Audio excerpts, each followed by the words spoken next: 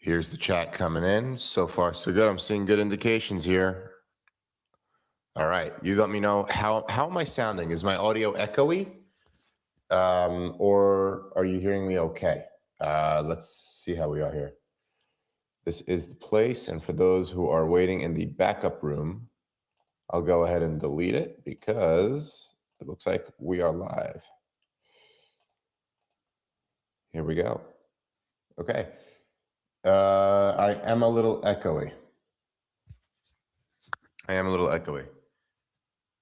Is this making a difference? Let me know how that works. Sean, welcome to the mainstream here. Okay. All right. So without further ado, let's have at it. Let me know either here or in the comment section. What do you think of yesterday's commentary? I was always into privacy and stuff like that.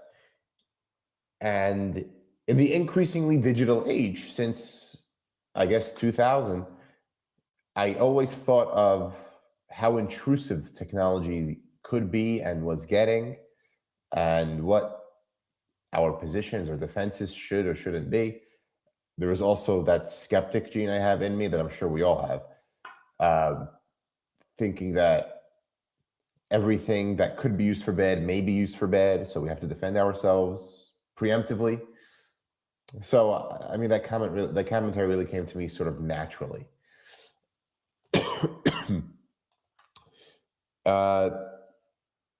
And also, when it comes to subscriptions and stuff, I am so subscription phobic, meaning, like, I wear a Fitbit instead of, let's say, a trendy technology is the Oura Ring or the Whoop is a different fitness tracker, because Fitbit has a great non-subscription model, and I like that. I don't like to be bought into a bunch of these monthly kind of subscription things. I get it from a revenue standpoint; it makes more sense to do that, but yeah, I don't like it as a consumer. Happy President's Day. In atypical fashion, I think I'm going to start off with the, whoops, wrong way, Smerconish poll question. Like him or not, is Donald Trump the most consequential president of the last 100 years? I guess we're not past FDR just yet. FDR is pretty consequential. I mean, he transformed the whole, I would argue, the world. Definitely transformed America and the way it functioned. I mean, 4 terms. Trump is up there. But you know what? I wanted to share a video with you guys. I truly hope this works. And this actually works fantastically for answering this question. Let me load this up here. And we're going to take a second out, and I want to make sure that we see it.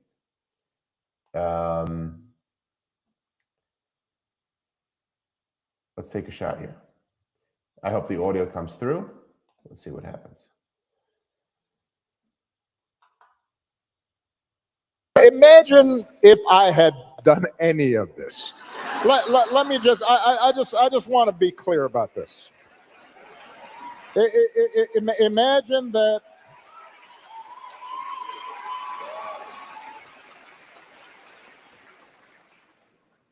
Imagine if I had pulled Fox News' credentials from the White House press corps.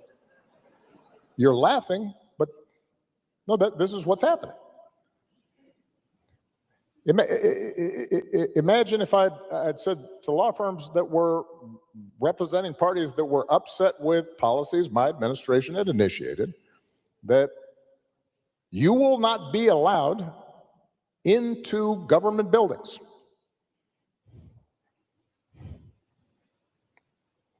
We will punish you economically for dissenting from the Affordable Care Act or the Iran deal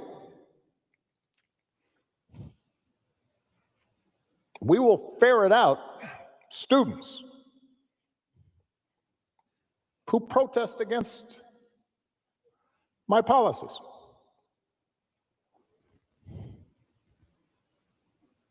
It's unimaginable that the same parties that are silent now would have tolerated behavior like that from me or a whole bunch of my predecessors. So, and I say this not on a partisan basis. This has to do with something more precious, which is, who are we as a country? So I hope that audio came through. Nancy, you're jumping ahead here, and that's exactly where I was going. Imagine Obama did one of whatever Trump did in office, one action. I mean, it follows. It follows that there would be great inequality in the treatment of Obama as a head of state. I mean,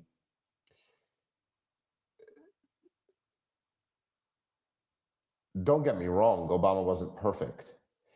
And don't get me wrong, I don't think that expelling students who are Qatari funded is really absolutely bad. But he has a point. Dissent is not in good shape in this country. Dissent is, in fact, it's in bad shape in this country. I was going back and forth with Hamilton yesterday about dissenting from DHS and ICE's procedures, and how the government's forming basically a list of those who don't agree with ICE's procedures. Not only don't agree with, but are against the way ICE operates. That short that I just showed you guys meant a lot. And you know, in thinking about presidents and President's Day, Obama wasn't one of the most consequential in the past 100 years. Sure, he had a profound impact on this country. Most of us have health care in relation to the Affordable Care Act. If I remember correctly, Obergefell happened under Obama's watch. All of that are pretty big consequences.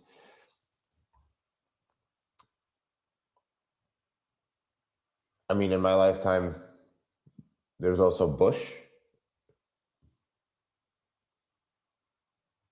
H.W. Bush. I mean, 9/11 really happened to him. He didn't happen to 9/11. So, and then Clinton.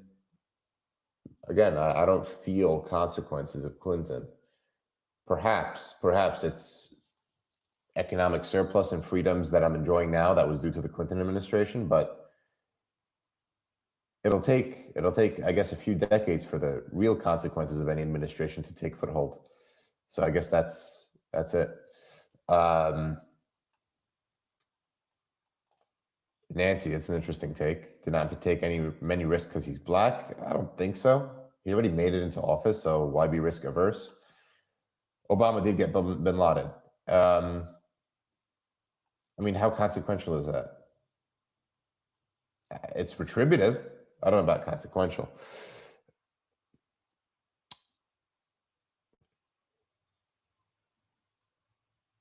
Okay, the Giuffre case. The Giuffre case has a glove with DNA.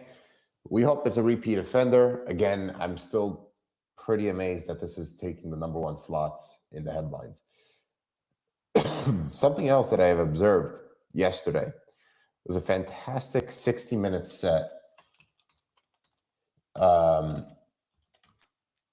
Really, the way it started out was the same way I would think. Most Holocaust stories were probably told at this point, but there are three, they're called babies, the youngest survivors of the Holocaust, where their mothers took them to term through Auschwitz and eventually delivered them. So these are the youngest possible Holocaust survivors. They were born in 1944, and they're just about 80 years old now.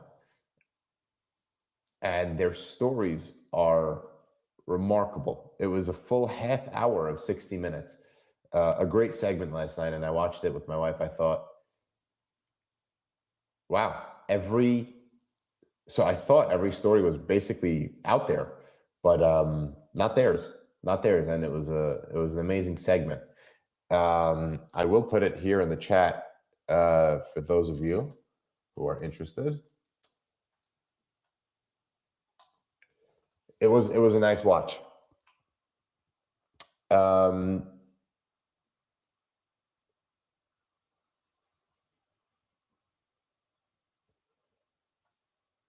Okay, I wanted to react to one more headline before I went on with it. So the Board of Peace in the Board of Peace will be meeting regarding the further governance of Gaza. Trump announced $5 billion in restorative projects coming in. I don't think it's going to go anywhere. Where is that $5 billion coming from? Is it some sort of initiation fee for anybody who wants to be a part of the Board of Peace?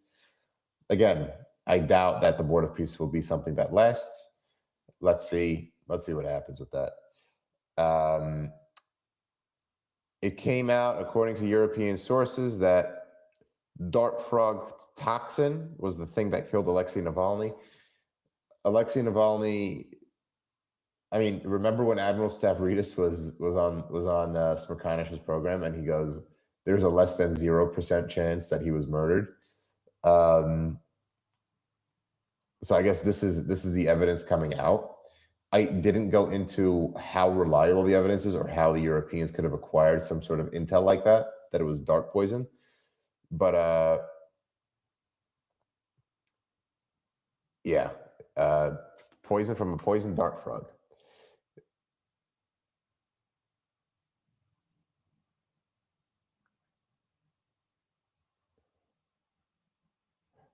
On another point, last week I couldn't believe I made it this long without me looking at it.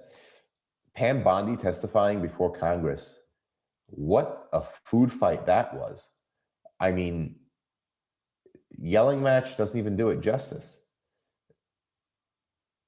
She's going on testifying about how good the stock market is as Attorney General.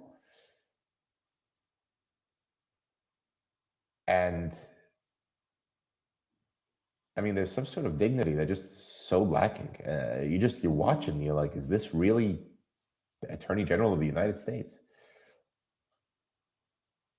It's sad. It's sad what goes for clicks these days, and what each party, legislators and those testifying go for to get that viral moment.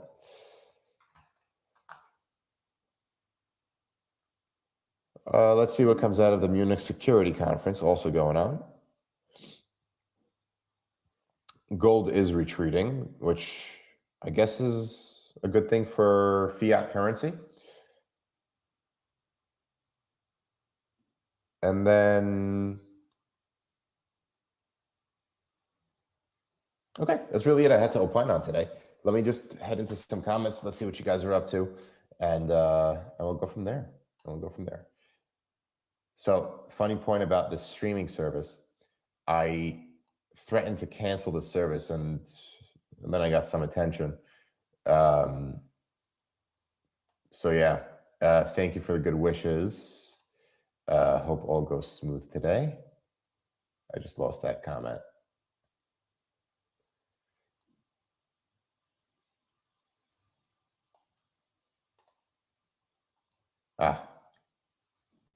Talking to Nancy about attending a conference in Montreal. Well, actually, in New York news, forgive me for this, I think if you get a speeding ticket in Quebec or Ontario, it transfers over to New York's points system, which just got overhauled. So if you're a New Yorker, stay tuned for that. And while we hit on the headlines, I misspoke on Friday. Thank you, Reese Taylor, for sending me a video by a pretty avid Democrat going over the SAFE Act and I guess the implications of voter ID. I thought, because I'm a New Yorker, that because of the documents I had to present to get an enhanced or a real ID, that necessitates me being a citizen in New York. But that's only one of 5 states where if you get a real or enhanced ID, you have to prove citizenship. So I thought that was the case nationwide. I didn't think New York had any other different standards than other states. When I saw that video, I learned that I was wrong and I was being a homer. I think a simple solution to people presenting photo ID at a voting site is simply just make the real and enhanced ID requirements citizenship requirements. For those who still want identification, you can get a photo ID, but if you don't want to go ahead and prove citizenship, you can just get a photo ID. It doesn't have to be real or enhanced. If you're scared of Big Brother having your picture and stuff on file, I mean, you really live under a rock, I'm sorry. And everybody has your picture anyway. Like I said yesterday, the best you can do is adapt to the world you're living in. And yeah, your photo ID is out there. You're upgrading your license if you have a license. If not, you should be able to get a free photo ID with the option to have it enhanced for citizenship proof. Simple. Popular support. Very simple. No poll tax. Popular supported photo ID to vote.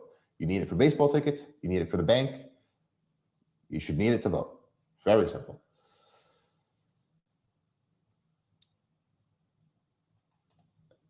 Was it 7 or 5, Hamilton? At least in the video I saw yesterday, it was for whatever. But the point stands, right?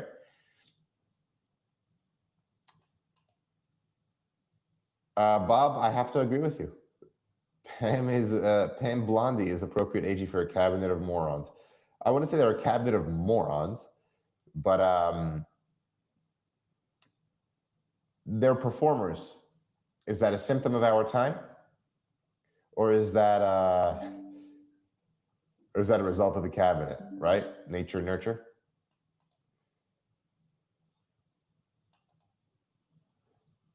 Yeah, if anyone's scared of Big Brother, I'm sure they wouldn't be online, unless they're using the same softwares and stuff that I was alluding to yesterday, or that was covered on Saturday's Smerconish program, right?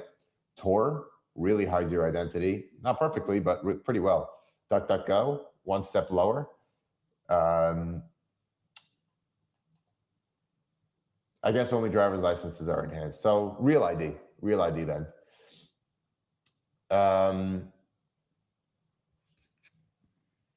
Is my volume coming through? Nancy's having a problem hearing me. You guys let me know. And I'll make any adjustments if necessary. Let's scroll up a little bit here.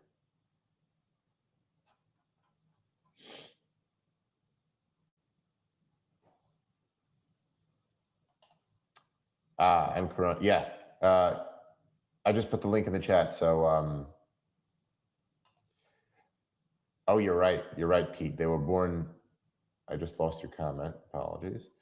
They were born April 1945. Correct. Right before the liberation. You are correct. I misspoke before. I should know, thinking that they're 80 now, right?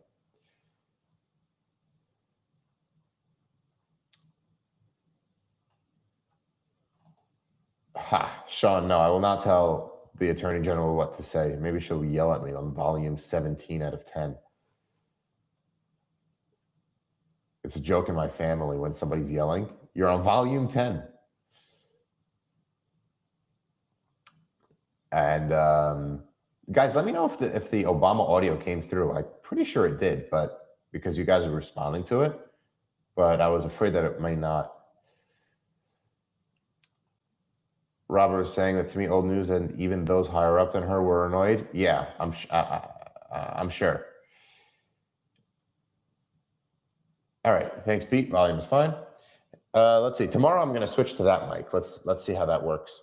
That works for how we run things around here. Because right now I have this mic, and cool. Thank you, Alta. The clip was fine. So yeah, I've been using this mic. It wirelessly connects to this camera, and I mean, overall, I'm okay with that audio quality, but I don't know why some recordings yesterday didn't come through pretty well.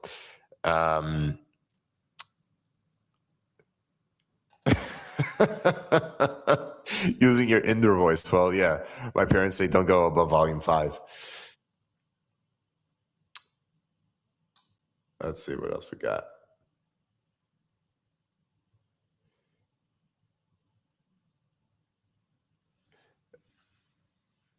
All right. And then, ladies and gentlemen, we're getting warmer weather. You know, I'm only wearing 3 layers today. So at least that's happening. Alta, here we go. Okay, cool. So I'm holding the mic, so it's pretty good.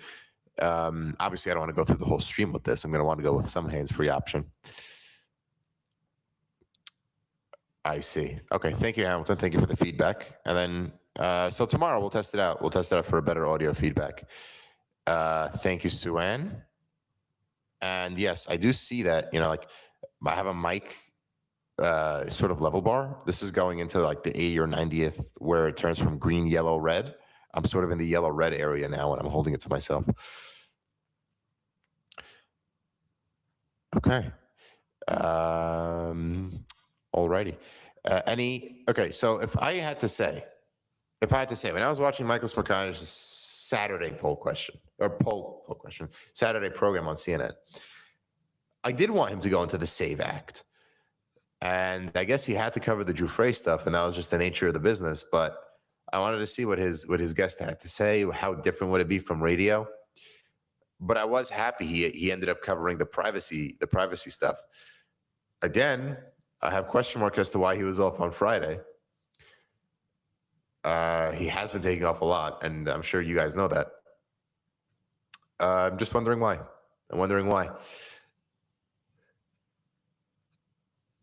And that's really it, guys. I'm making it. Yeah, Jamal said it great.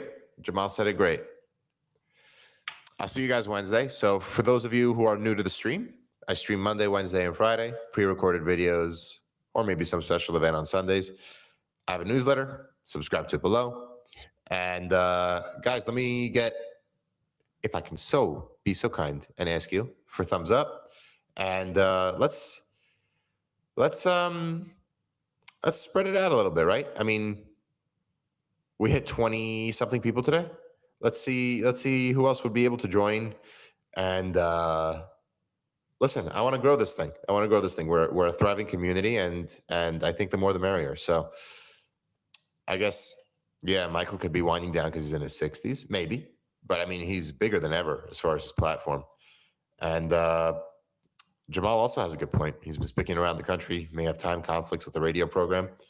So let's see how it goes. So guys, make it a great day. Stay warm, and hope to see you all Wednesday. See you in a couple.